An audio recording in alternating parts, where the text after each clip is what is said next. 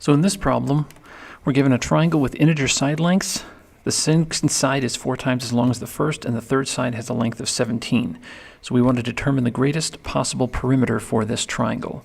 So really, the best way to do this is just to guess and check. So let's say the first side is 1.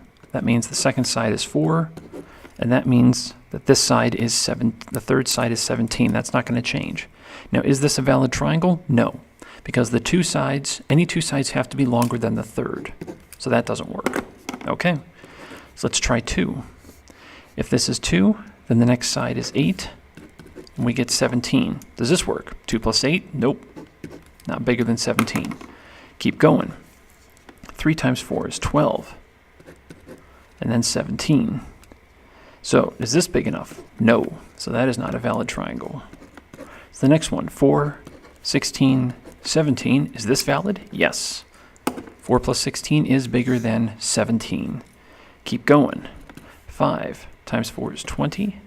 17. Does this work? Yes, because 5 plus 20 is bigger than 17. Now at this point, 17 stays put, so we got to watch out for this. Does 5 plus 17 make a number bigger than 20? Yes, so that works. Then we have 6, 24, and 17. Now, 6 and 24 is obviously bigger than 17, but what about these two? If I take 6 and 17, does that add up to more than 24? It does not. And so what's going to happen? These two numbers are going to keep growing. 17 is going to stay put, which means any number bigger than this is not going to work. So these are the only two triangles that work. So what's the one that can have the biggest perimeter? This one. So 5 plus 20 is 25, plus 25 plus 17 is 42.